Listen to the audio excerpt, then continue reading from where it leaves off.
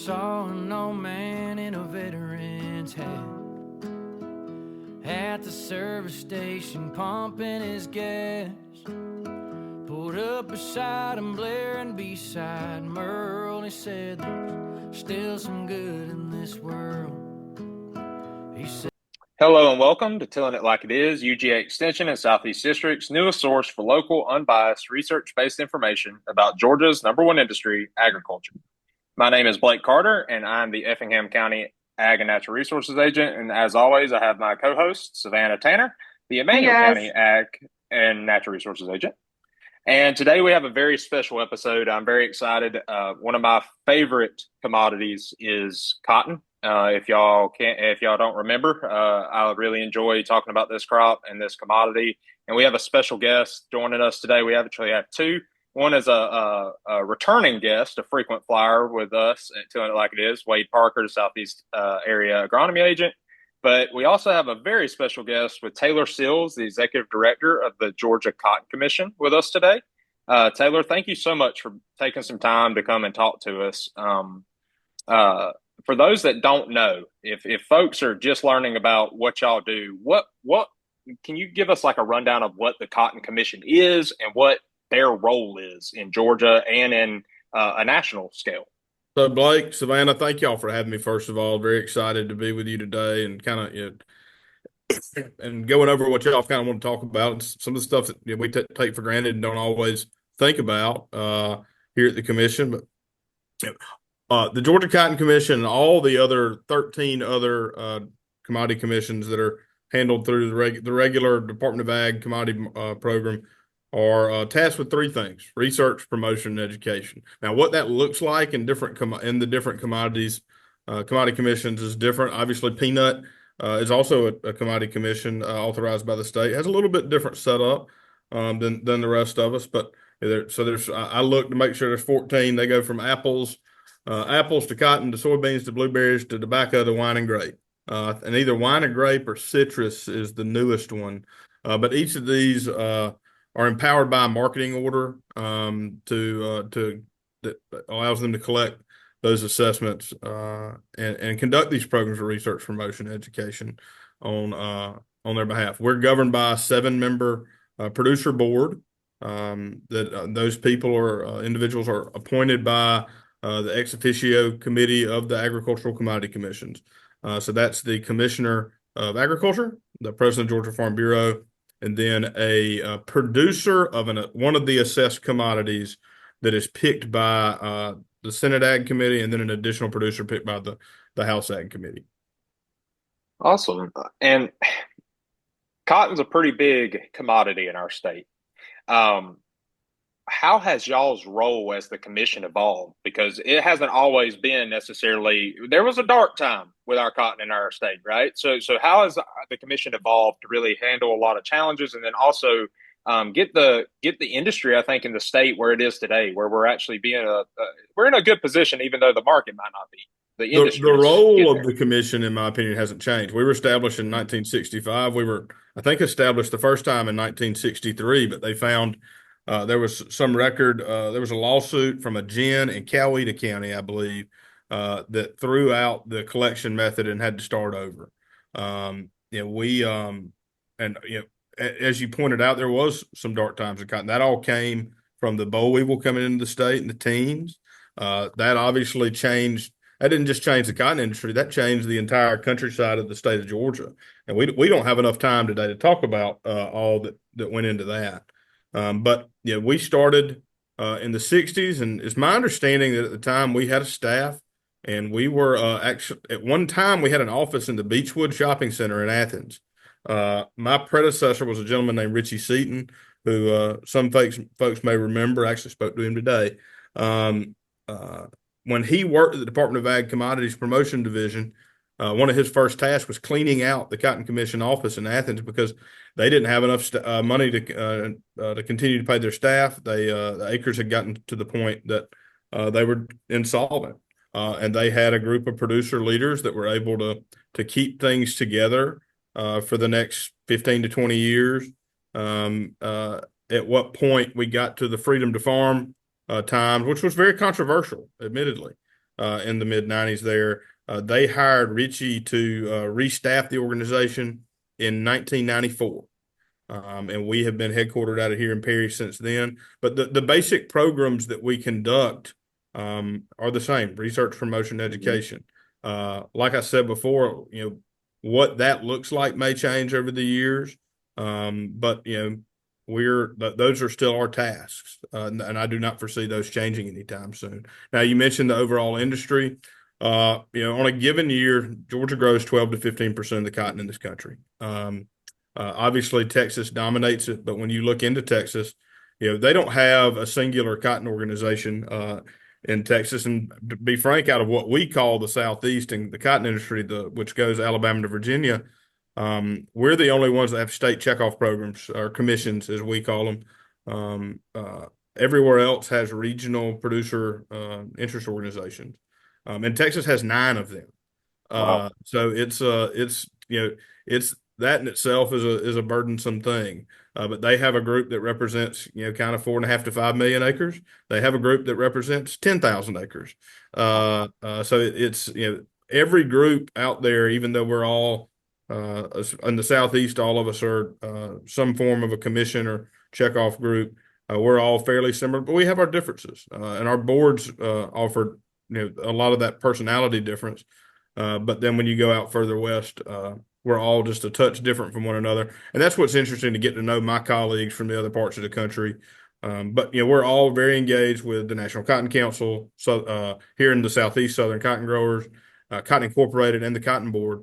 Through those play big roles in what we do with our organizations. Savannah, do you want to jump in, or you want me to continue with the next one? Taylor, we're talking about some of the things with the Cotton Commission. Where do you foresee the cotton industry going? It's not a great time now, but where do you foresee the cotton industry going? What are you hearing from your side of the? Well, I mean, we have our problems that our producers face are threefold. We have remarkably high cost of production. We have a safety net framework that is out of date. And we have increased competition, not only in cotton production across the world, but when you look at the global textile market, a slew of cheap man-made fibers on the market. All that combines together for a bad situation for cotton producers here in Georgia and across the country. So we're at a crossroads. There's no doubt about it. I was talking to Doctors Hand and Phillips, Dr. Roberts yesterday, and that's what our conversation sort of rotate around, this crossroads that we're at. Now, what I've seen, I hope that people have gone and looked at our Cotton Connections videos that we post on social media. At the beginning of this month, I went up to Elbert County and interviewed a gentleman named Rick Wansley, who Mr. Rick's in his early 60s. He's been farming for about 45 years now. And one of the challenges he faces is the lack of infrastructure. There's 2 or 3 cotton producers in Elbert County. He farms probably 150 to 200 acres of cotton every year. And in that interview we posted with him, he points out that when he came home from UGA to start farming, they had a gin in Calhoun Falls, South Carolina, which is 6 miles away from his driveway. That gin was out of date. They were packing the back of pickup trucks to take cotton over there. And then they took cotton to a gin in Elberton. And in 1996, the industry came out with the uniform density bale. And the gentleman who owned that gin at the time knew what the future was for their area and elected to close it. And so, what worries me about this situation, beyond the immediate, financial success of our producers, which is paramount to the success of agriculture in the state, is the ability for our infrastructure to hold up. That gentleman in Elbert County, he produces cotton today because he loves it. Yep. There's no other reason. They send a module truck 98 miles to pick up his cotton. And there's not a lot of, with the tough strains that go on gens that, I don't think there's a whole many gens that will be willing to do something like that. But if we lose infrastructure, that limits the options that our producers can have That's in exactly right. in producing and marketing a crop. Are there any like from your perspective from the commission, is there any advice or call to action for growers to help maybe protect that infrastructure? Are there any things that you would recommend folks Well, I do, mean, whether that's listen, called? you hear about gens for sale, you hear about things That's like right. that, but who has the money for that Yep. right now? I mean, that's the biggest thing we've seen. Yep. Last year we commissioned Yang Xuan, Serena Liu, the extension economist at UGA, to look at the enterprise budgets that they have done for the various row crops in Georgia since the last farm bill was passed. And as a part of a greater belt-wide effort, I know the same study was conducted with their crop mixes in Mississippi and Arkansas, in the same manner. And in Georgia alone, in those 5 years, we had lost over $300 million in equity from farmers' Wow. pockets. And Wow. this year, our acres are down, but you have to assume that that's another $100+ million in cotton losses there. But that all that information was used as part of the effort to get producers the economic assistance that passed right before Christmas, and the sign up began towards the end of March, I believe, which has been a helpful bridge to get producers across. That was a monumental task in itself. But what I will say is I don't think cotton is going to fully leave Georgia, no matter what. Yep. We've got too many places that can't grow much else. Yep. Now and when you look at the global cotton business, here in the last couple of weeks, and this may just be my social media algorithm or what have you, but I've noticed more and more advertising for cotton, 100% cotton, or what they call cotton rich blend clothing items. Because that's one of the problems that we face is this onslaught from man-mades. If you look over the past few years, I mean, I've got a flyer right here on my desk. The Chinese are putting out 35 million more bale equivalents of polyester than they did in 2018. Wow. Those products are really cheap. They're and when obviously China plays a huge role in the global textile business, and even today polyester is significantly cheaper than cotton. Yep. And if you and while I'm obviously a 100% cotton person, we'll say they a lot of these brands and retailers are under financial stress as well.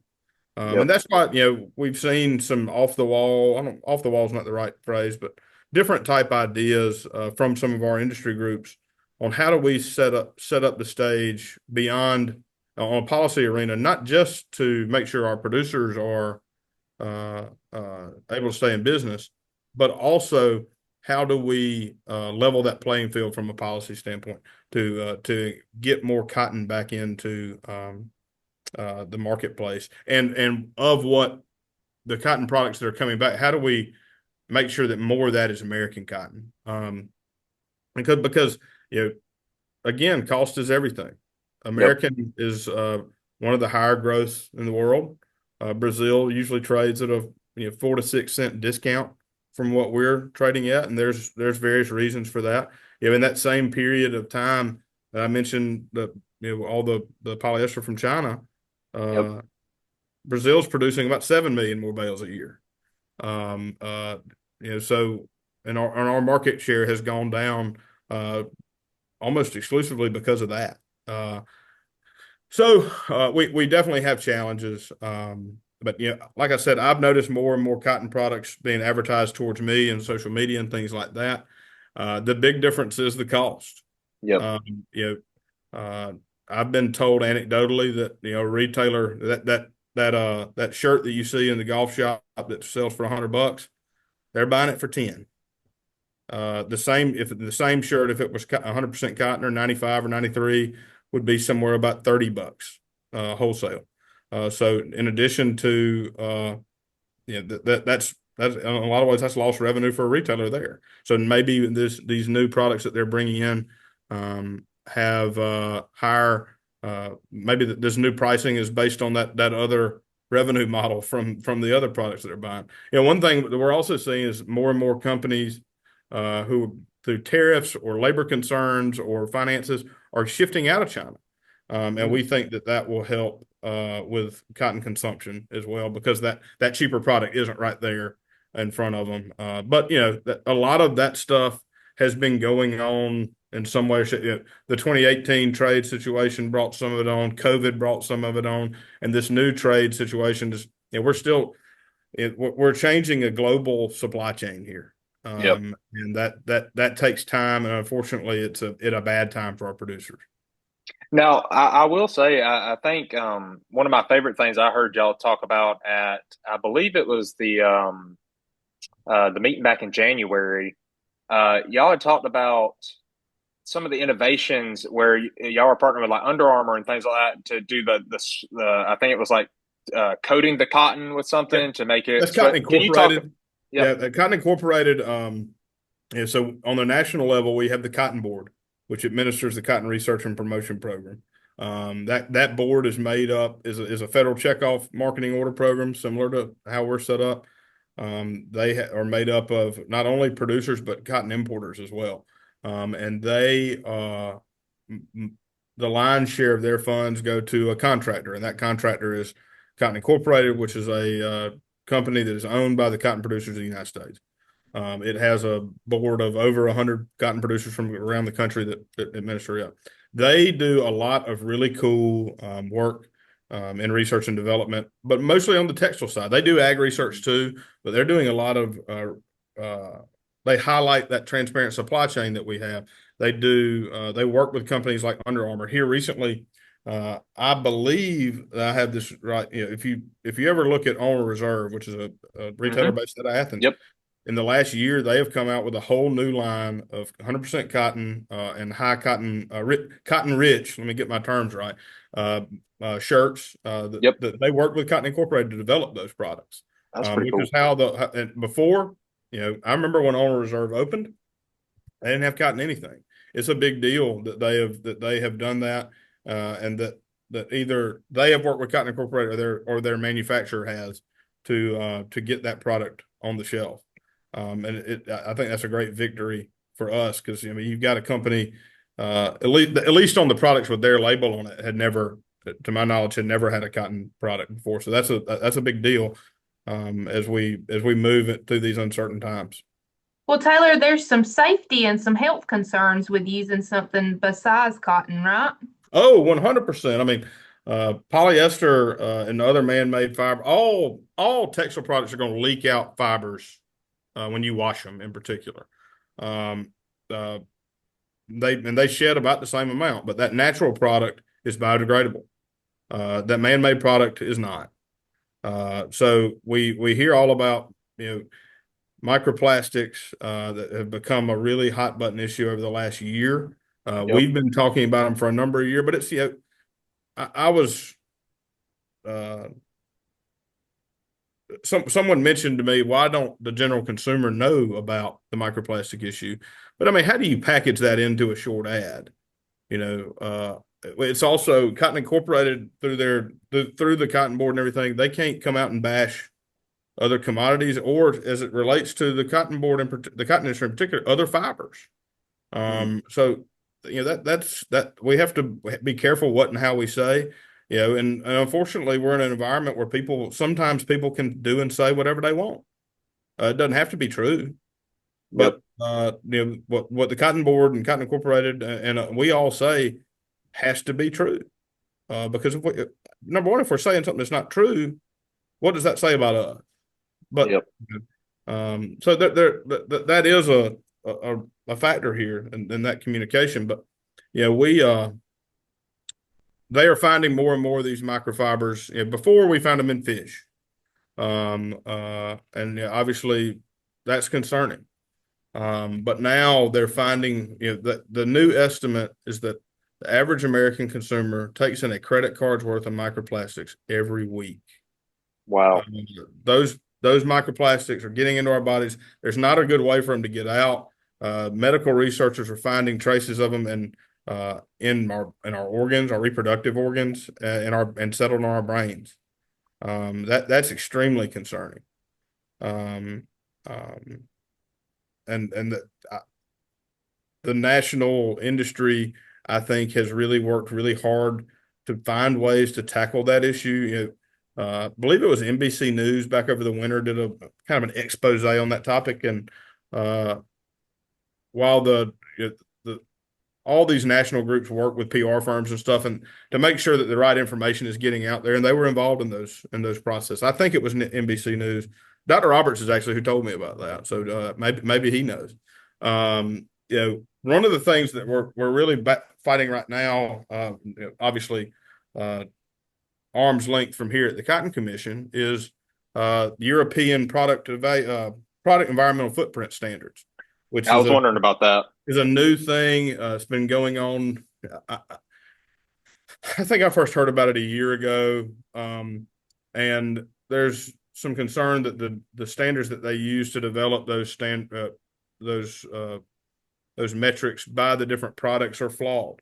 One of the problems that cotton faces in that particular discussion is environmental footprint can change year by year because of yield, because of, if you have an insect infestation, you may have, like, we had plant bugs last year, you may have to use more of a certain product. Whereas that polyester, it's got it has a higher baseline, but it's steady.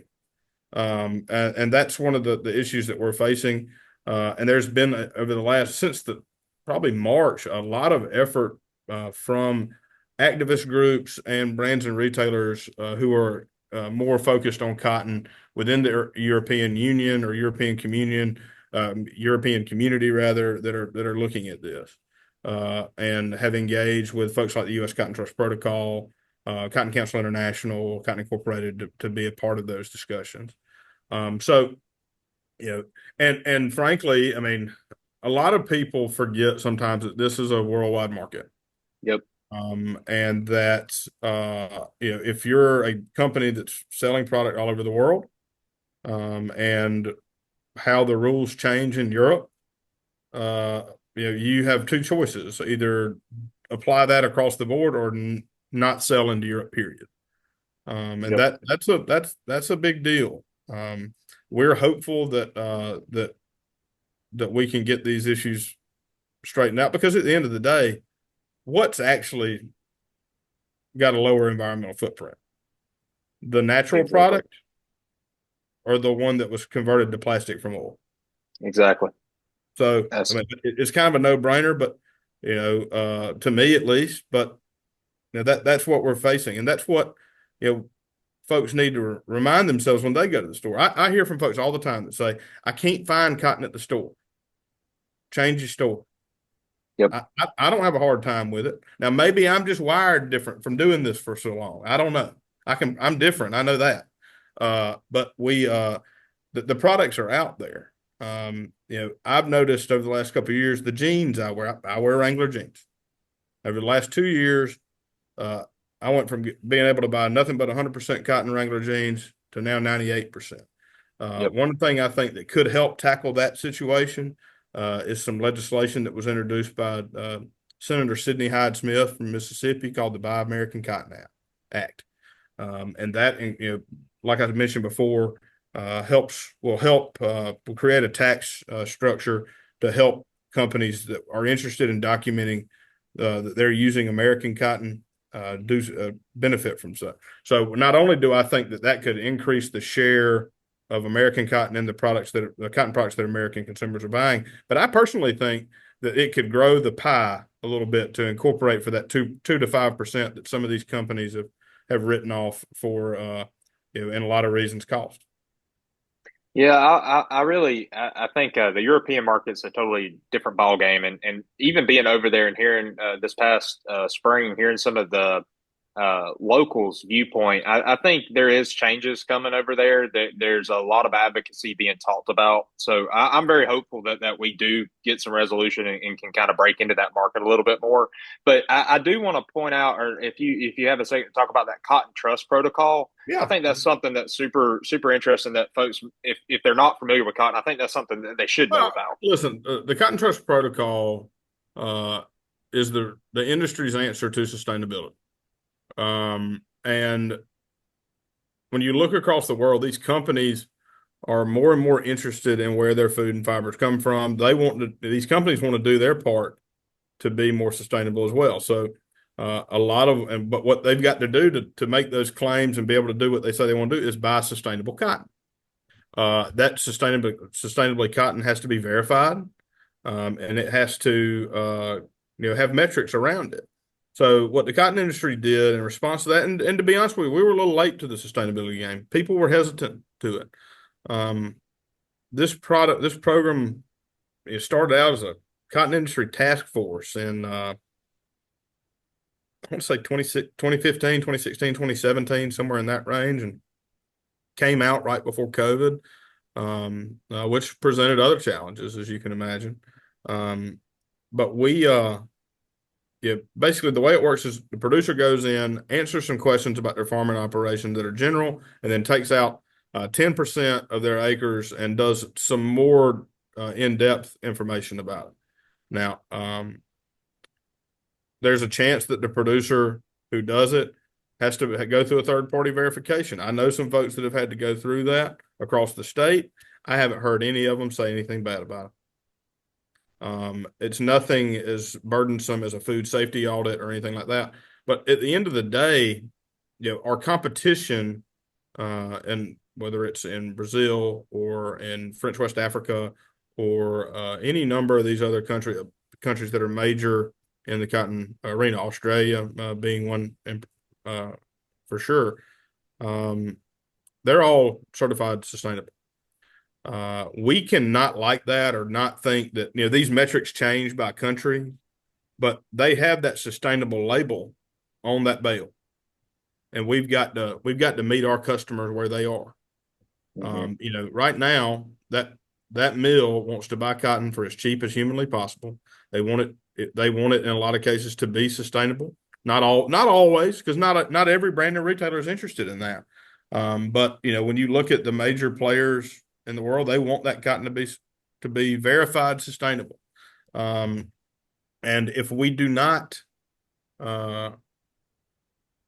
get a high level of our cotton in the protocol, we will continue to lose market share.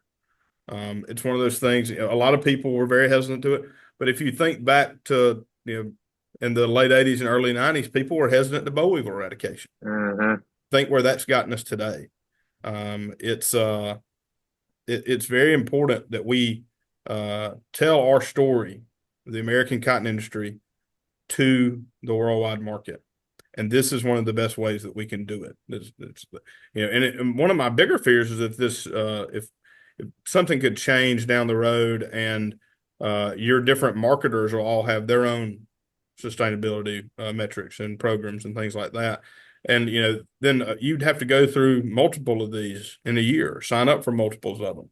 I think what the industry's done to set up the nationwide sustainability effort on par with one another is one of the better ways that we can go about it. No, I appreciate you sharing that. But before, we're gonna, I have one more thing before we swap over to Wade. There is the mid-year meeting coming up, and it's in Bullitt County. Yep. Can you talk a little bit about that? Yeah, so this will be the third year we've done the Georgia Cotton Commission mid-year meeting. The first 2 years, we've had a great turnout for it. The first year, we probably had 210, 215 people there at any given at a point. Last year was probably 225. That meeting this year is going to be July 23rd. It's going to be at the Neesmith Lane Conference Center there on the campus of Georgia Southern. We've got, in addition to some of the cotton team folks, we're going to make presentations. The rest of the cotton team, we hope, is all going to be there on hand. But we've also got some industry speakers. Taz Smith with National Cotton Council, who's a Georgia native, is going to come and update us on where we are with some of these proposed changes in the safety net. that have been brought up as part of the big beautiful bill. By then, and this will be a particular interest to you all, that hurricane assistance program, the sign up is supposed to begin July 8th. We still don't know what that looks like, and I don't think we're going to know what it looks like come July 8th. I think probably the rules will come out, and then the FSA office will be trained. FSA office employees rather will be trained after the fact. That's what usually happens with these programs. USDA with this and the economic assistance has really implemented these programs very, very fast. I know that there's folks who are hanging on, but if you look back to Hurricane Michael, Hurricane Irma, these programs took way longer. Yep. He's going to be there to update us on those things. That hurricane program in particular is going to be burdensome, not only for the FSA office employees, but for producers and bankers and everything to try to figure out, because it's so different on a farm by farm basis based on crop insurance coverages and things like that. And revenues and yields are different on everywhere as well. We also have a Kiko Inouye. And Kiko is the current chair of the cotton board that we mentioned before. She is an importer, and she works as a consultant for the Ralph Lauren Company. And the cotton board, in response to the challenges that we all see, all of our major groups have undergone some periods of reflection over the last year and a half, 2 years. How can they do things different? How can they be more efficient? How can they be more aggressive in certain ways?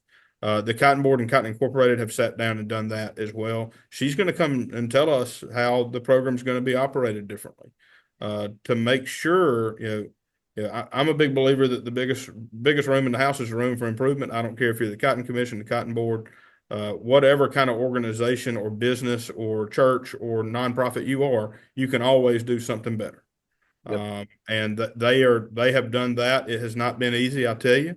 But it's never making radical change is never easy.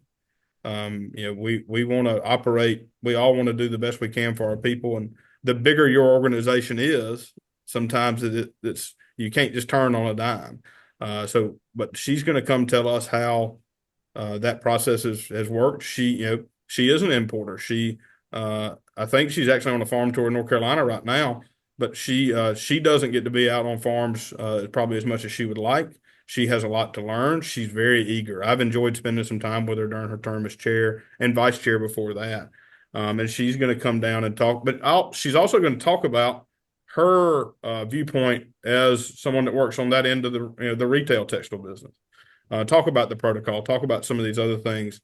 And again, it's all about meeting people where they are, and that's what she's going to be doing for us, not only as the chair of our national checkoff program, but as someone who works in the fashion business as well.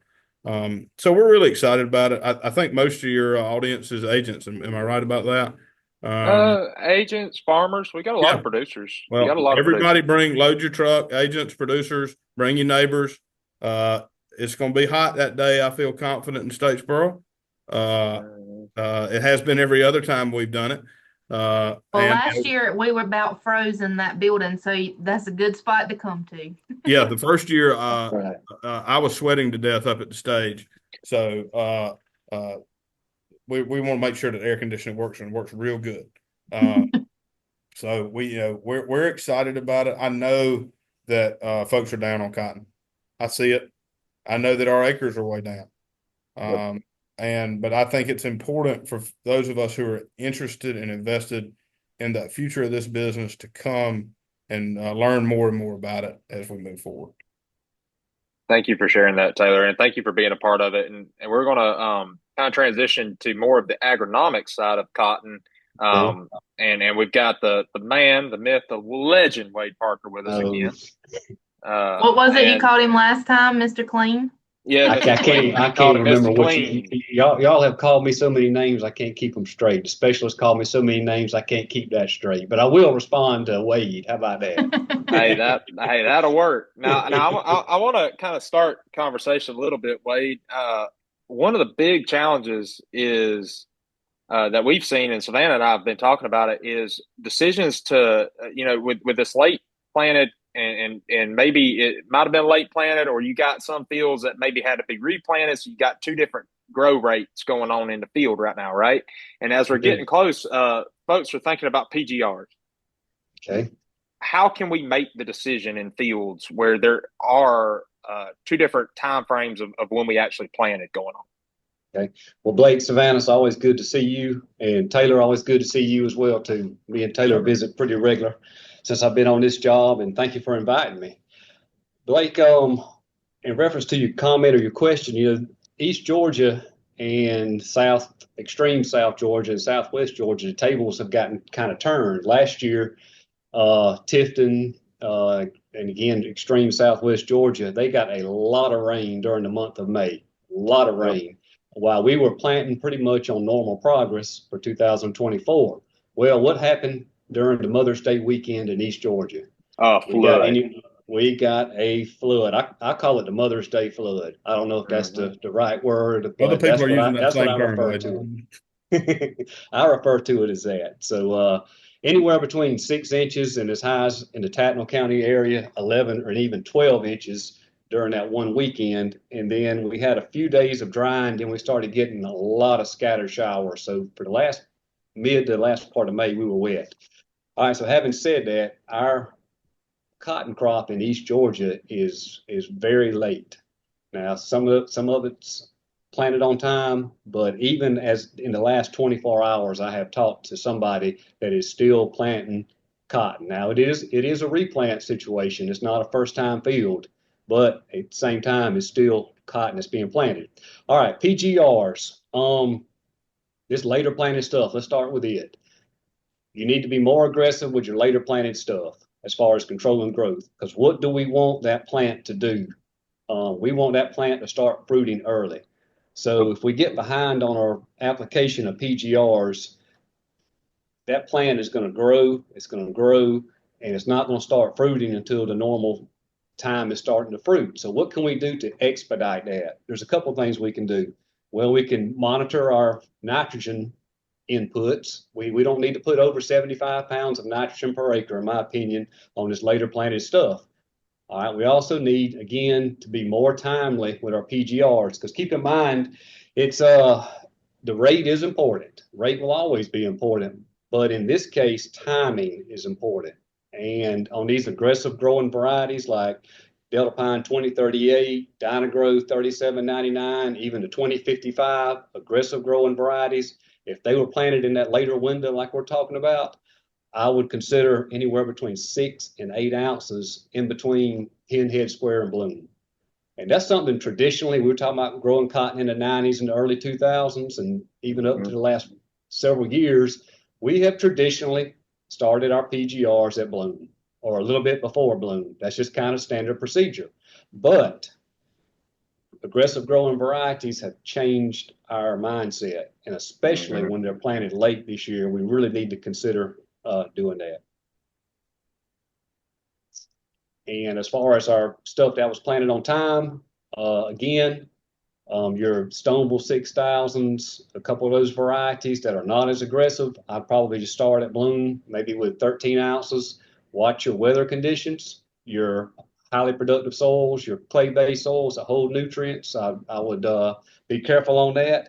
And one thing, Blake, before we move on, one thing with these PGRs that we kind of forget is field history. We always look at field history when it comes time for weeds. We say that field behind Wade's house is real bad on tropical spiderwort, so we need to make sure we stay ahead of it.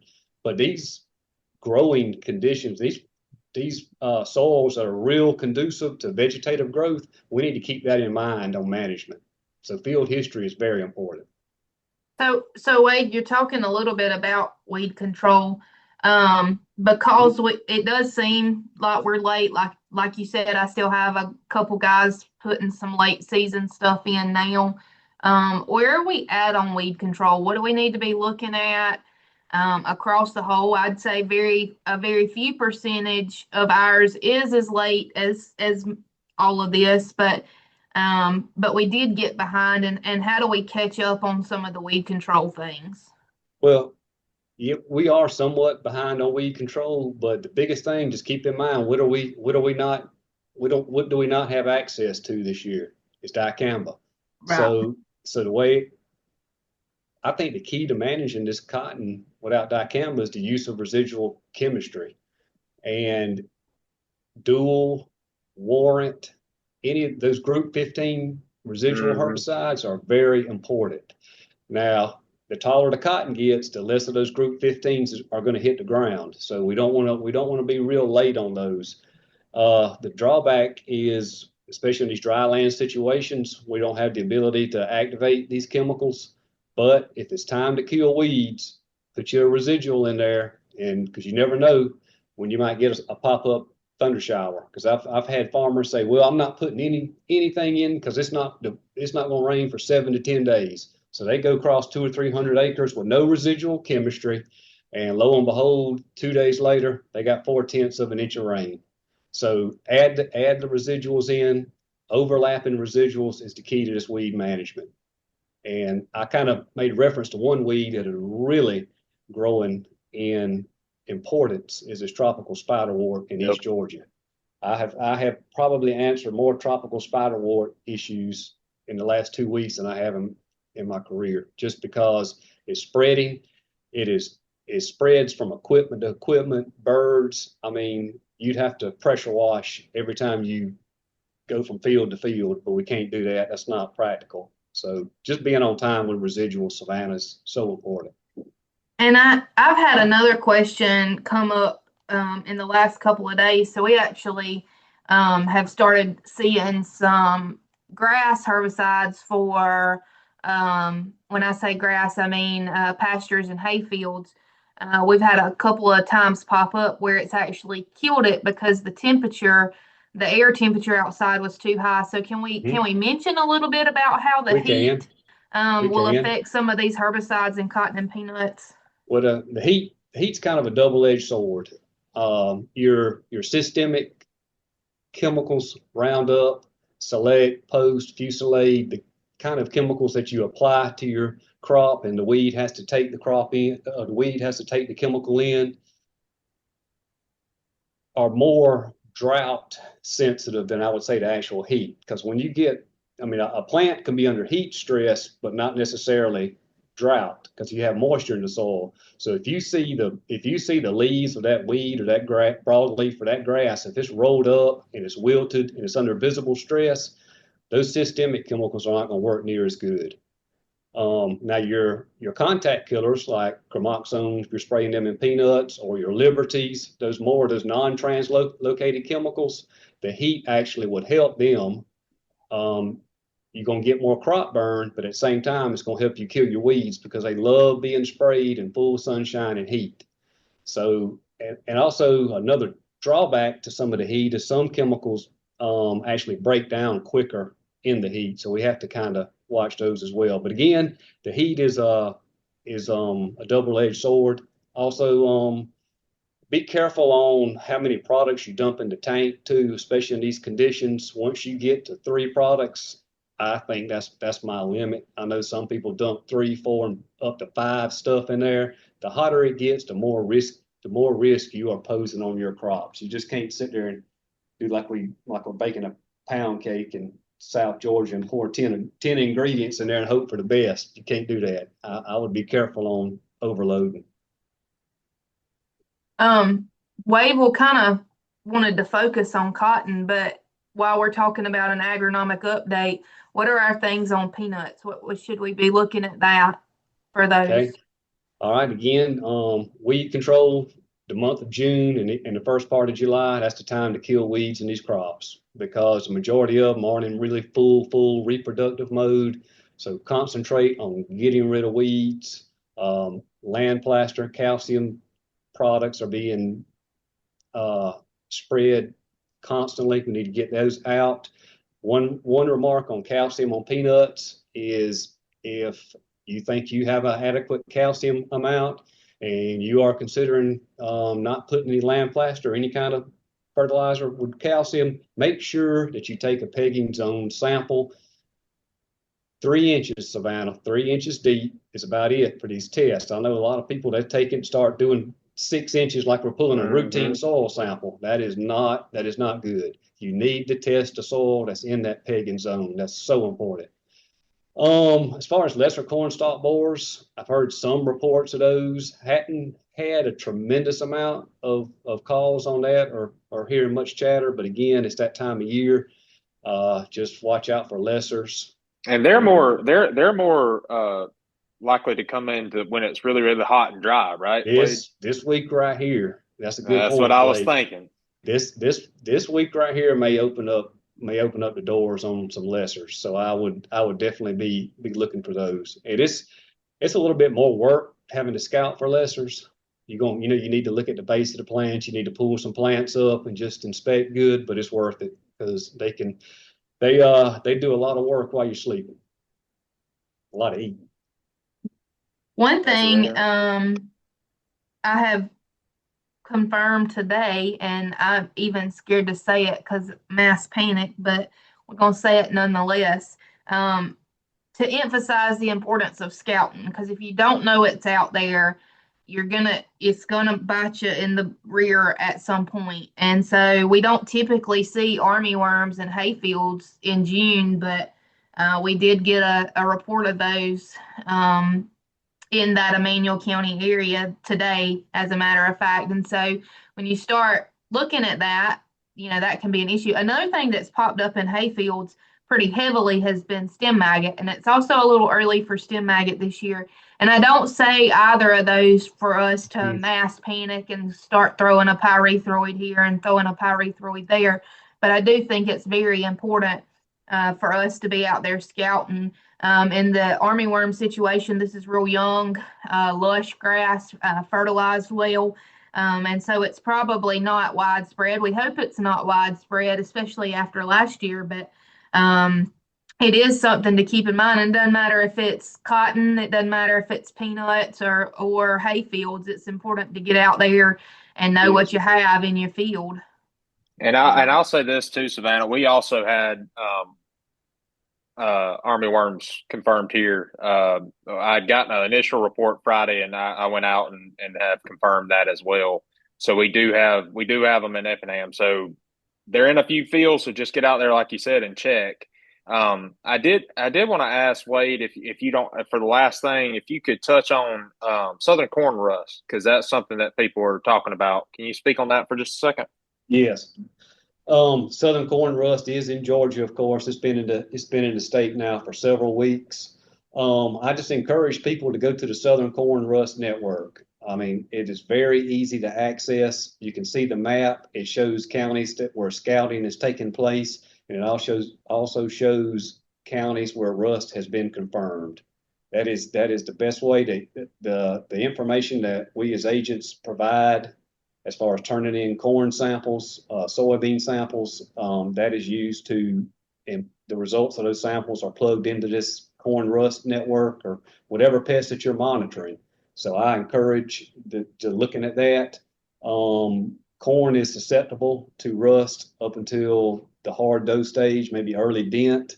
So I would keep scouting my field. Savannah talked about the importance of scouting, and you don't know what's going on in your fields unless you look or you have somebody credible looking at your fields and is not scared of a little bit of heat. Because believe me, these corn fields are just like one of those industrial ovens you see at restaurants.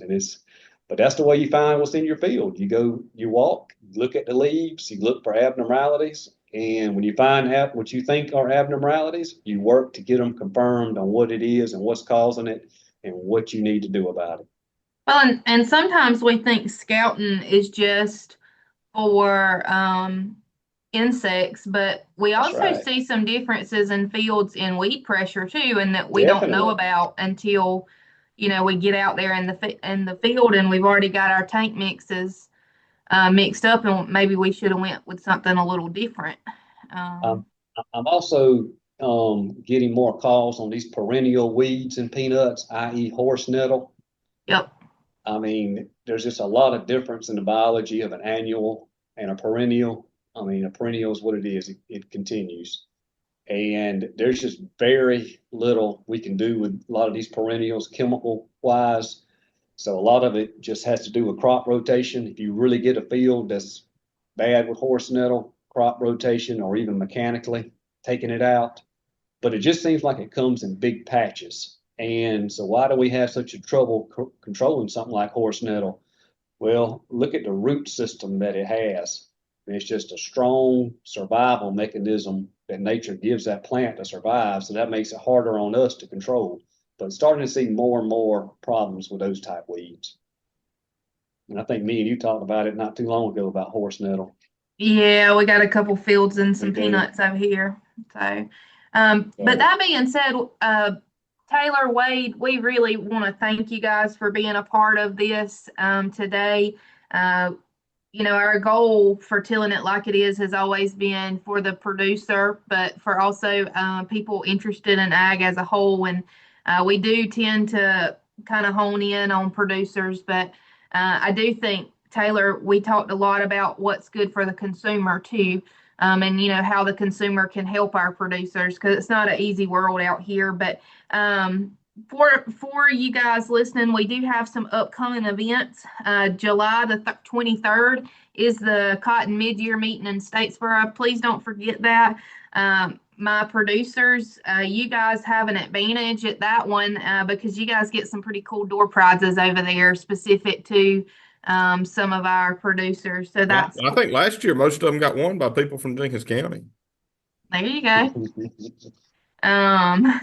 And so those are really good. Again, those are specific to producers. We have the citrus update that very next day, July the 24th. And then on July the 23rd, we have the cattle update in Metter. That'll be a pretty good meeting, I think. And then we have the Midville Field Day, and that's another favorite. That's August the 6th. We'd love to have you join us for that. And then the Southeast Pecan update will be August the 27th in Reedsville. So a lot of good events coming up, a lot of good opportunities for you guys to get out and network and get some information for your crops. That being said, we want to again thank everybody for joining us. We ask that you guys stay safe. It's hot out there, so stay hydrated, wear your sunscreen and your hats, and just keep tilling it like it is. Thank you. Saw an old man in a veteran's hat at the service station pumping his gas. Pulled up beside him, blaring beside Merle. He said, "There's still some good in this world." He said.